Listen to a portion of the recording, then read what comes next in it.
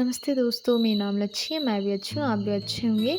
मौसम आज बहुत अच्छा था और हमें जाना था मार्केट दादा के साथ, तो मैं फटाफट से तैयार हो गई। मैंने फटाफट से कपड़े चेंज करे और मैं कुछ ज़्यादा ही कमज़ोर हो गई हूँ। लगता है अपने आप पे ध्यान देना पड़ेगा।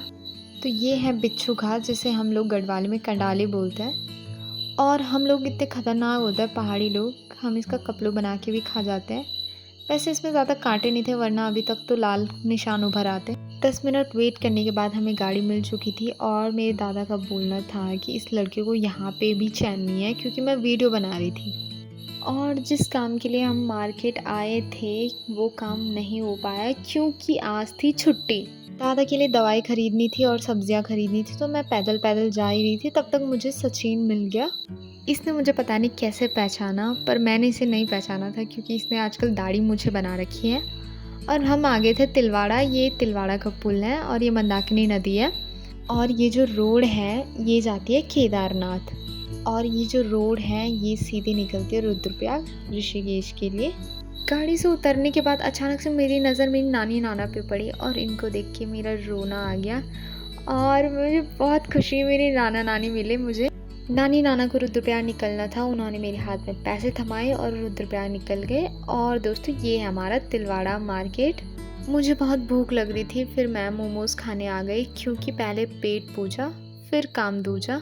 तो मेरे मोमोज़ भी आ चुके थे, तो फिर मैंने फटाफट से अपने बाल बनाए, क्योंकि खाते टाइम मेरे बाल मुझे बहुत परेशान करते हैं। मोमोज़ ना बहुत टेस्टी हो रहे थे। वो बोलते ना पेट भर गया, पर नीयत नहीं भरी यार मेरी, सच बताऊँ तो।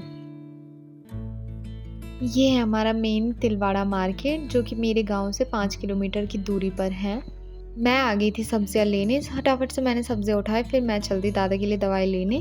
दादा के लिए दवाई लेने के बाद मैं चली गई थी पार्किंग में। ये है तिलवाड़ा की पार्किंग, और मैं आपको इसीलिए बता रही हूँ ताकि आपको पूछना ना पड़े। अगर आप पूछो तो आपको बदले में ऐसा जवाब बिल्कुल ना मिले। कच्ची पार्किंग पार्किंग।